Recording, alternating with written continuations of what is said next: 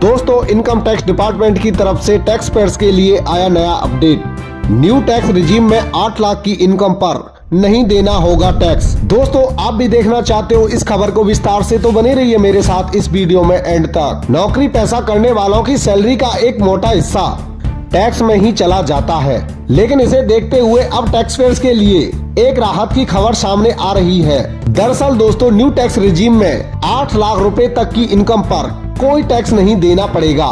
चलिए और भी समझाते हैं इस खबर को विस्तार से।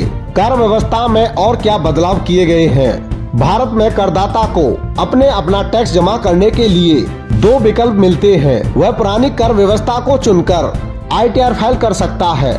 इसमें टैक्स एग्जम्पशन और डिडक्शन का लाभ उसे मिलता है। वही नए कर व्यवस्था चुनने वाले करदाता को ज्यादातर टैक्स छूट और डिडक्शन का फायदा नहीं मिलता।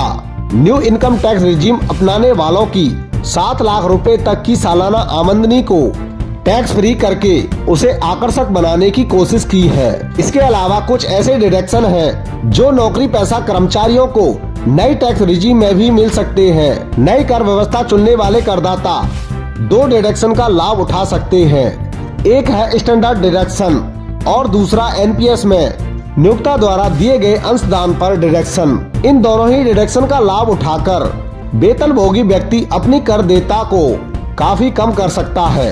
अगर उसकी कुल सालाना आय 8 लाख रुपए है तो उसे एक भी पैसा आयकर के रूप में नहीं देना होगा।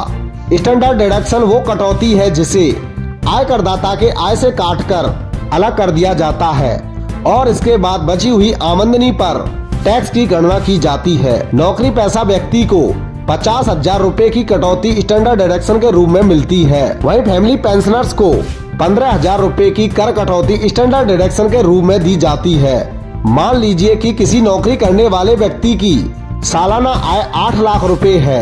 ऐसे में कुल पैकेज में 50,000 रुपए तक का स्टैंडर्ड डिडक्शन का लाभ मिला तो उसके टैक्स की गणना 8 लाख के बजाय 7.5 लाख रुपए पर होगी।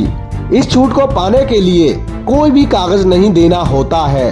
नई टैक्स व्यवस्था अपनाने वाले करदाता भी अब स्टैंडर्ड डिडक्शन का लाभ उठा सकते हैं। इनकम टैक्स रिटर्न या ITR भरते समय स्टैंडर्ड डिडक्शन को इनकम टैक्स के एक्ट के सेक्शन 16 ब्रैकेट में IA के तहत वेतन और पेंशन से होने वाली आय के हेड में क्लेम किया जाता है। फैमिली पेंशन को ITR में अन्य स्रोतों से आय के हेड में रखा जाता है। न्यू टैक्स रिजीम के तहत नौकरी पेशा कर्मचारियों को नेशनल पेंशन सिस्टम यानी NPS में जमा की गई रकम पर भी स्टैंडर्ड डिडक्शन का लाभ मिलता है। इसे पाने को कुछ शर्तों का पूरा होना जरूरी है।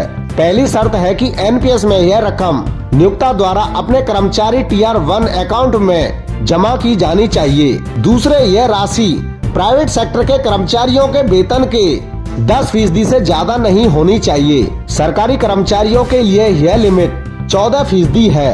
वेतन से अर्थ बेसिक सैलरी और महंगाई भत्ते को मिलाकर बनने वाली राशि से है। नौकरी पेशा लोग इस डिडक्शन का लाभ इनकम टैक्स एक्ट के सेक्शन 80CC-D2 के तहत ले सकते हैं।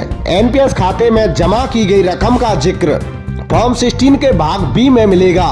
इन दोनों डिडक्शन का लाभ मिलने के बाद सालाना 8 लाख रुपए कमाने वाले नौकरी पेशा व्यक्ति की आय टैक्स फ्री हो सकती है। सालाना 8 लाख रुपए कमाई में से 50,000 रुपए स्टैंडर्ड डिडक्शन के रूप में घटाने के बाद उसकी टैक्सेबल आय 7.5 लाख रुपए रह जाएगी। अब अगर नियोक्ता कर्मचारी के Tier 1 NPS अकाउंट में 50,000 रुपए जमा कर दे तो टैक्सेबल इनकम और घटकर 7 लाख रुपए रह जाएगी, जिस पर न्यू टैक्स रिजीम के तहत कोई टैक्स नहीं देना होगा। दोस्तों, यह थी ITR पर न्यू अपडेट। दोस्तों, वीडियो पसंद आई तो वीडियो को लाइक और शेयर करना ना भूलना।